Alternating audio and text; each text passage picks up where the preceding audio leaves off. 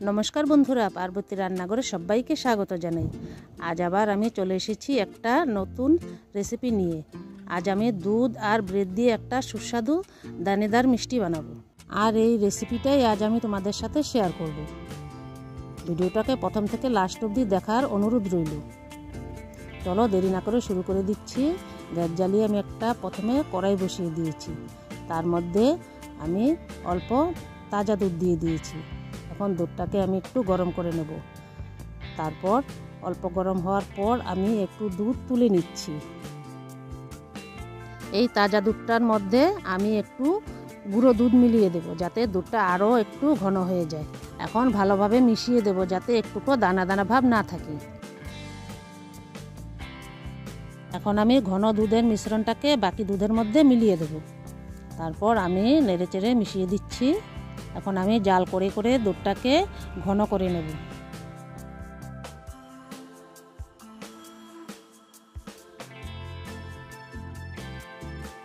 তারপর আমি দিয়ে দিচ্ছি ছোট বাটির 1 বাটি চিনি।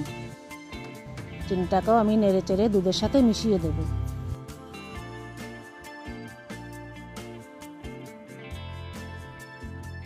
এখন দুধটা জাল করতে করতে যে সাইডের লেয়ার পড়ে গেছিল, সেটাকে আমি খুন্তি দিয়ে উঠিয়ে দেব।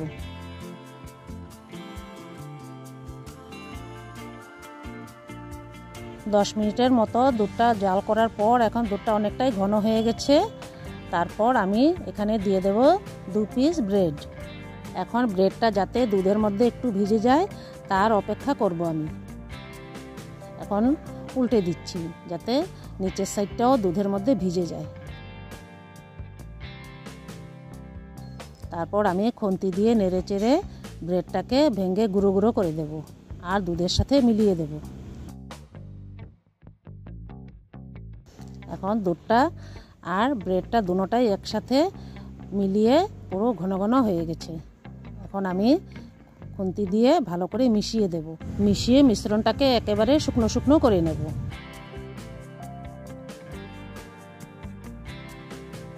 এখন দিয়ে দেব একটু এলাচ গুঁড়ো আর 2 চামচ ঘি।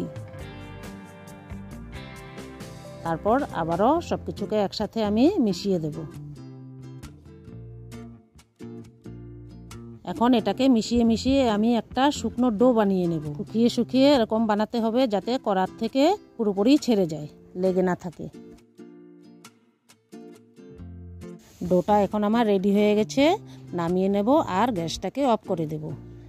এখন আমি একটা প্লেটের মধ্যে নামিয়ে একটু ঠান্ডা করে নেব।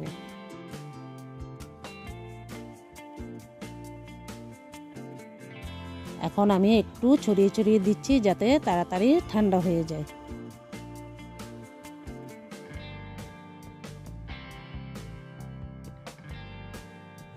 ঠান্ডা হওয়ার পর আমি একটু হাত দিয়ে মেখে নেব।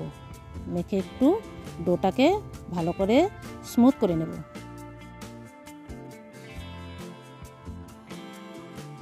এখন আমি ডোটাকে একটু হাত দিয়ে লম্বা করে নেব।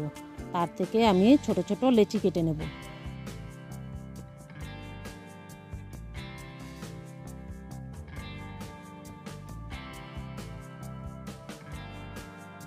এখানে আমার সবগুলো লেচি কাটা হয়ে গেছে। এখান থেকে আমি একটা লেচি সরিয়ে রাখব। তারপর আমি একটা পুর বানিয়ে নেব। তার মধ্যে আছে কাজু, আমন্ড আর পিস্তা আর চেরি কুড়িয়ে দিয়ে দিয়েছি। তারপর আমি ওখান থেকে যে লেচিটা নিয়েছিলাম সেটাকে মিশিয়ে আমি একটা পুর বানিয়ে নিয়েছি।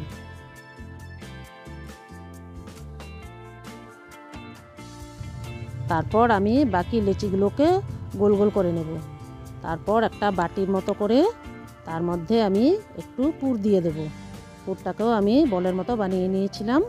তারপর পুরের বলটাকে ভিতরে দিয়ে আমি ভালো করে মুখটাকে বন্ধ করে দেব। বন্ধ করে গোল গোল করে বলের মতো করে নেব। হাত দিয়ে সুন্দর করে আস্তে আস্তে বলটাকে বানাতে হবে, যাতে কোনো ক্র্যাক না আসে। এভাবে করে আমি বাকি বলগুলোকেও পুর ভরে বানিয়ে নেব।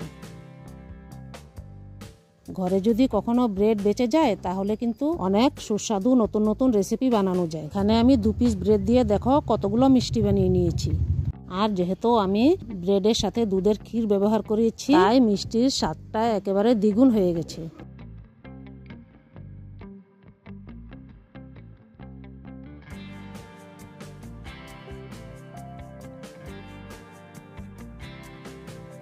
এক এক করে আমার সবগুলো বল বানানো হয়ে গেছে। তারপর আমি এখানে চিনি গুঁড়ো করে নিয়েছি।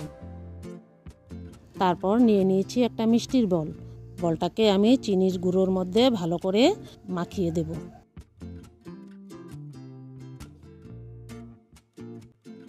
এভাবে এক এক করে আমি বলগুলোর গায়ে চিনি মাখিয়ে নেব।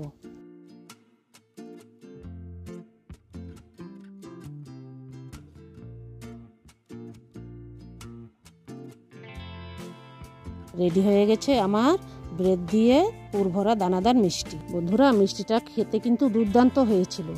বন্ধুরা, ব্রেড দিয়ে যে এত সুন্দর আর সুস্বাদু মিষ্টি বানানো যায়, তোমরা এই রেসিপিটা না বানালে বুঝতেই পারবে না। তোমরা এই রেসিপিটা বাড়িতে একবার নিশ্চয়ই ট্রাই করো আর আমাকে কমেন্টে জানিও। এখানে আমি একটা দানাদার মিষ্টি কেটে দেখিয়ে দিচ্ছি।